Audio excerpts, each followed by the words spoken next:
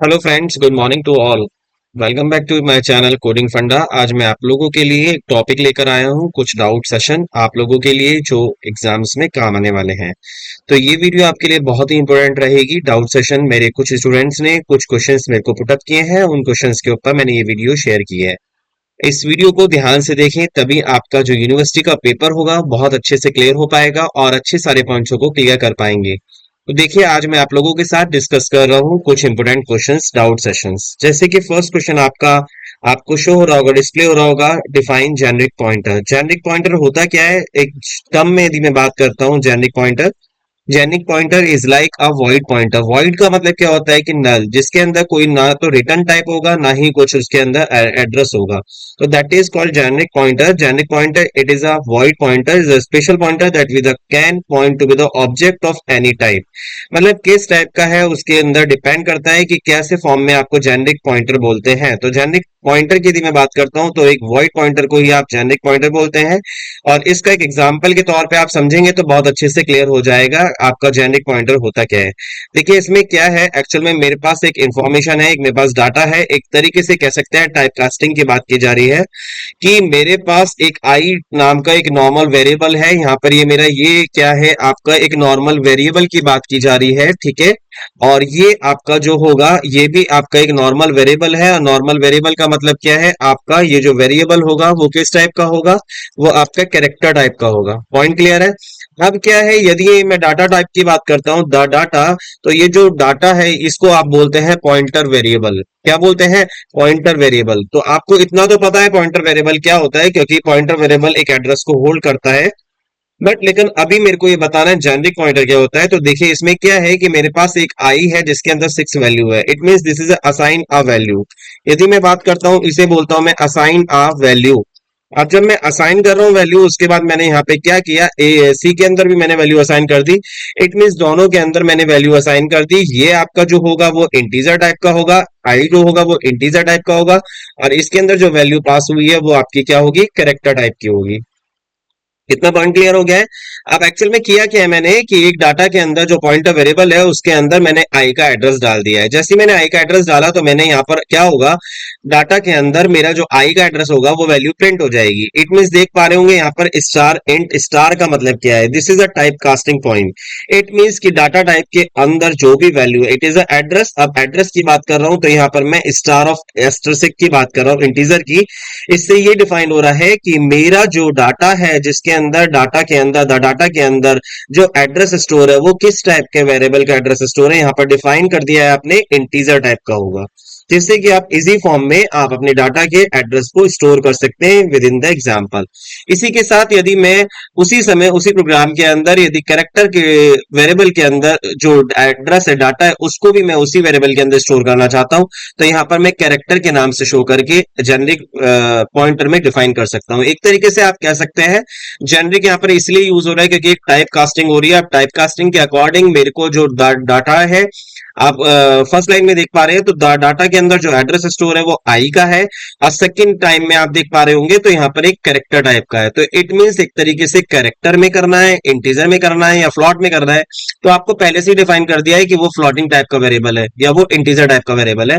तो हम उसके अंदर चेंज कर रहे हैं, वॉइडेबल है। वॉइड मतलब कि टेम्परेरी डाटा स्टोर हो रहा है उसके अंदर, उसके अलावा कुछ नहीं हो रहा है। तो this is called a generic pointer variable. Clear हो चुका होगा आप लोगों को। नेक्स्ट डाउट क्या है आपका, F6 work alternative to be rewinds if yes और वाई। यदि F6 की बात करता हूं तो वो वर्क रिवाइंड्स की तरह से ही करता है, ये चीज वो पूछ रहा है। तो ठीक है, यस बिल्कुल करता है, क्योंकि F6 और F रिवाइंड्स जो होते हैं ये बहुत function use to file positioning. File को कहां पर सेटअप करना है, स्टोर करना है, उस पॉइंट को आपको F6 और रिमाइंड नाम के दो फंक्शंस यूज किए जाते हैं जो कि एक stdio.h हेडर फाइल के अंदर इंक्लूड होते हैं। अब F6 के अंदर भी एक फाइल पोजीशन इंडिकेटर कर रहा है और ऑफसेट्स होते हैं जिसके अंदर आपको ओरिजिन से ये फिक्स होता है कि आपको जो फाइल है वो कहां पर सेटअप करनी है, उसका form. This is a syntax int F6 file asterisk of stream, मतलब कि कौन सी स्ट्रीम में है, लॉन्ग ऑफसेट मतलब कि कहां से स्टार्ट होगा और कहां पर एंड होगा। इट मींस ओरिजिन कहां से स्टार्ट हो रहा है, ऑफसेट कहां तक जाएगा, वो उसका लॉन्ग पॉइंट कितना है। It means long, this is a data type. Int is a data type, file is a file handling point, star stream मतलब कि एक फाइल पॉइंटर की बात की जा रही है, ऑफसेट मतलब कि इसके अंदर कहां तक ये लेंथ जा रही है, और ओरिजिन कहां से, ओरिजिन से पोजीशंस को डिस्कस कर रहे हैं। इसी के साथ यदि मैं बात करता हूं तो एफ ये रिमाइंड में फंक्शन में क्या होता है, move file pointer beginning to the first stream. It means कि वो उसके अंदर ये दो पैरामीटर पास नहीं होते हैं, ऑफसेट और ओरिजिन, इसमें डायरेक्टली स्ट्रीम ही पास होता है। तो पॉइंटर फाइल जो भी होगी उसको पैरामीटर में पास कर दिया, और इसमें कोई भी रिटर्न टाइप वैल्यू नहीं होगी। तो आप इसका यस आंसर लिखेंगे एफसी का अल्टरनेटिव रिवाइंड मोड में, कि हम easily file positioning and directory के लिए काम करते हैं इसके अंदर। पॉइंट क्लियर है?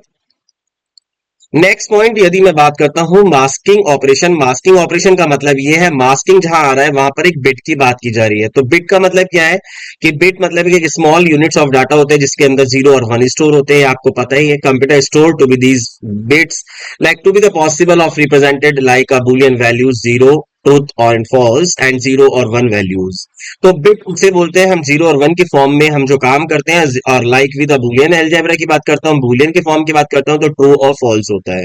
तो उस फॉर्म को बिट मास्किंग अब मैं बात कर रहा हूं, तो क्या होता है, तो बिट मास्किंग को जानने से पहले आपने बिट को जाना, उसके बाद बिट मास्किंग क्या होता है। Bit masking is a techniques to involve a bit manipulations. Bit के अंदर मैनिपुलेट करना है, चेंजेस करने हैं, मॉडिफाइड करना है, तो उस टेक्निक को आप बोलते हैं bit masking. It is basically putting together mask over the certain bit and hiding the other unuseful bits. जो आपकी यूजफुल अनयूजफुल बिट होगी उसको आप हाइड कर देंगे, सो दैट विद एक मोर इफेक्टिव और ऑप्टिमाइजेशन ऑफ मेमोरी। इसका मतलब ये है कि इसमें मेमोरीज को मॉडिफाइड करना या मैनिपुलेट्स करना या अनहाइडेड इंफॉर्मेशन के बिट्स को हाइड करना, that is called bit masking technique. Point clear है? तो इस तरीके से आपकी जो मेमोरी होगी वो यूटिलाइज इजीली होगी और इफेक्टिव होगी। Bit mask is a sequence of bit, can be also known as bit set और अ बिट फील्ड, और we use perform bitwise operation on the given data. देखिए बिटवाइज ऑपरेटर ही use होगा, common सी बात है। Bitwise जो operator होता है वो बिट पर काम करता है, और उसके अंदर जितने भी ऑपरेटर्स होते हैं उनकी हेल्प से ही बिट मास्किंग हो सकता है। क्लियर है? डायगलिंग पॉइंटर मैंने आपको पहली वीडियो में भी बताया था, लेकिन इसमें मैं दोबारा से बता रहा हूँ। डायगलिंग पॉइंटर का मतलब ये होता है कि जिस समय आप किसी भी मेमोरी को फ्री कर दे रहे हैं, दैट इज कॉल्ड डायगलिंग पॉइंटर। मतलब कि आपने कहीं ना कहीं स्टोर किया था, बट लेकिन अब आपका काम खत्म हो गया तो आपने उसको फ्री कर दिया, दैट इज कॉल्ड डायगलिंग पॉइंटर।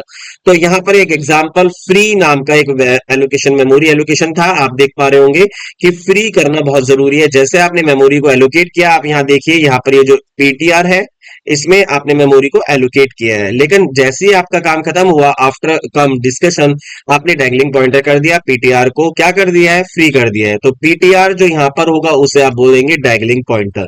मतलब सिंपल यही है कि आपने मेमोरी के लिए यूज किया, उसके बाद उसको फ्री कर दिया, तो दैट इज कॉल्ड फ्री। करते के साथ ही वो जो पॉइंटर वेरिएबल है वो आपका डैंगलिंग पॉइंटर बन जाता है। पॉइंट क्लियर है? नेक्स्ट पॉइंट फिफ्थ पॉइंट क्या है, एफ ई ओ एफ और एफ एरर क्या होता है।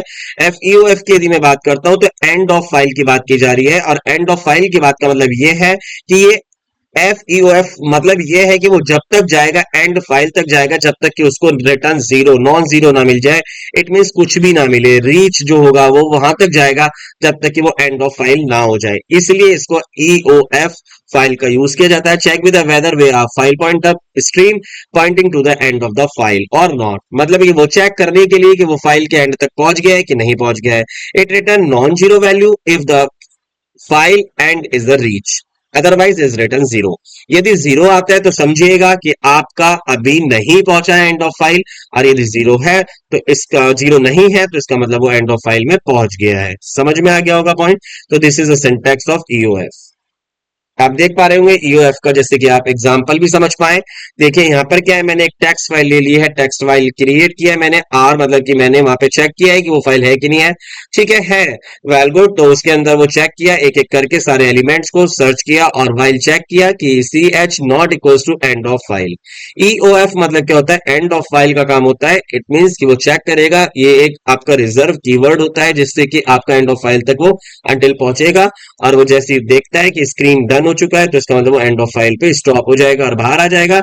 ईओएफ फाइल के अंदर यदि ईपी के अंदर पहुंच गया है तो इसका मतलब ये function and of file reach हो गया है, अदरवाइज वी द रॉन्ग। हो सकता है ना फाइल के बीच में ही वो स्टॉप हो जाए या किसी एरर से आ जाए। तो ये भी एक आपका एक सिंपल तरीका ये है कि आपको ये पहुंचना है कि फाइल के एंड तक वो पहुंचा है कि नहीं पहुंचा है, तो उसके लिए ईओएफ फाइल फंक्शंस यूज होते हैं और नॉर्मली हम फाइल हैंडलिंग के अंदर इसको यूज करते हैं। नेक्स्ट पॉइंट एफ एरर की यदि मैं बात करता हूं तो सी लाइब्रेरी फंक्शन एफ एरर क्या करता है, एफ एरर ये इंडिकेट करता है कि गिवन स्ट्रीम के अंदर इट मींस फाइल के अंदर आपकी एरर है क्या नहीं। तो उसके लिए आपको एफ एरर फंक्शंस का यूज किया जाता है, इंडिकेट्स करते हैं एफ एरर फंक्शन से, जिससे कि हमारी जो फाइल है उसके अंदर कोई एरर है तो उसको दूर करे और उसको फाइंड आउट करे कि वो उसके अंदर एरर क्या है।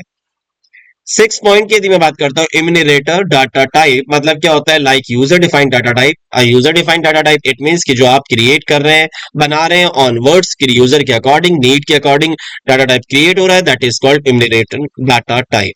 ई नम इसको हम शॉर्ट नाम से पहचानते हैं और ई नम की हेल्प से ही हम इस डाटा टाइप को रिप्रेजेंट करते हैं। देखिए कैसे, आपने क्या किया, एक नॉर्मली एक वर्क मैंने एक एग्जांपल दिया है इसका इम्यूनरेशन का। मैंने ई नम नाम का एक वेरिएबल क्रिएट किया है, एक यहाँ पे रिजर्व कीवर्ड है ई नम, जिसमें कि वीक से मैंने मंडे ट्यूसडे वेडनेसडे सैटरडे जो फिक्स होते हैं डेज, लाइक जैसे कि वीक हो गया, मंथ हो गया, 12 मंथ्स होते हैं राइट, जनवरी फरवरी मार्च अप्रैल, ये something this is a month name. तो जो भी फिक्स वीक है उसका मैंने यहाँ पे नाम दे दिया कि इनम, कि मेरा जो स्टार्टिंग इंडेक्स वैल्यू 0 होगा वो मंडे से स्टार्ट होगा, 1 जो होगा मेरा ट्यूसडे से स्टार्ट होगा, 2 जो होगा मेरा वेडनेसडे से स्टार्ट होगा। तो that is called the point कि कहां पर क्या आउटपुट आना है, ये चीज आपको पहले से ही डिफाइन कर दिया है, इसने इंडेक्सिंग कर दिया है। तो इनम मैंने किया और इनम वीक डे लिखा, वीक डे लिख दिया। अब क्या हुआ, जैसे ही मैंने लिखा ई नम वीक डे, मतलब वीक ई नम, यहां पर मैंने डे नाम का एक जो है ऑब्जेक्ट क्रिएट करा है वीक ई नम, मतलब कि मैंने एक इम्यूनेटर डाटा टाइप रिप्रेजेंट किया वीक नाम का, उसका डे मैंने एक क्रिएट किया है। उसके बाद मैंने डे इक्वल्स टू लिख दिया वेनसडे। यदि मेरा डे वेनसडे है तो फिर मेरा क्या प्रिंट होना चाहिए, तो यहां पर मेरा प्रिंट होगा 2। कैसे प्रिंट होगा आप बताइए जरा, बता सकते हैं? अब देखिए मैं आपको बताता हूं, आउटपुट जो इसका आने वाला है वो आने वाला है 2, बिकॉज आपका जो मंडे है वो स्टार्टिंग पॉइंट में है, मंडे का जो इंडेक्सिंग वैल्यू है वो 0 है, और ट्यूसडे है जिसका इंडेक्सिंग वैल्यू जो मेरा होगा वो होगा 1 होगा। और यदि मेरी वेनसडे की बात करता हूं तो वेनसडे का जो इंडेक्सिंग वैल्यू है वो मेरा क्या है 2। तो यहां पर इसका मतलब ये हो गया indexing value percentile D, it means एक इंटीजर की बात की जा रही है और इंटीजर जो होगा वो क्या होगा 2 आ जाएगा। इनम समझ में आ गया है? This is a point enum. File pointer, यदि आपने बोला अभी मेरे से क्वेश्चन किया कि how to pointer implement with function with example, देखिए इसमें तो कुछ भी नहीं है, मैंने आपको call by value call by reference कराया था, तो कॉल बाय रेफरेंस के थ्रू आप किसी एक पॉइंटर वेरिएबल से फंक्शन को हेल्प से, फंक्शन और पॉइंटर की हेल्प से आप इसको सॉल्व करते हैं। तो ये इसका एक एग्जांपल, बेस्ट एग्जांपल होगा call by reference is a best example of pointer are implemented with functions. आप देख पा रहे होंगे जैसे कि यहाँ पे स्वैप नाम का मैंने एक फंक्शन क्रिएट किया है जिसके अंदर 2 पॉइंटर वेरिएबल इंट्रोड्यूस किए हैं। पॉइंटर वेरिएबल की हेल्प से ही मैं अपनी डाटा को स्वैप कर रहा हूँ, चेंजेस कर रहा हूँ। इस बेस पे आपका ये जो पॉइंटर फंक्शन है ये आपका यूज हो जाएगा। तो ये सब आपके क्वेश्चंस हैं, डाउट सेशन है जो कि आज आपके क्लियर हो गए हैं। यदि कोई डाउट अभी भी रह जाता है तो प्लीज कमेंट बॉक्स में जरूर लिख दें, और इस वीडियो को यदि पसंद आ जाए तो प्लीज लाइक जरूर कर दें, सब्सक्राइब कर दें। Thank you.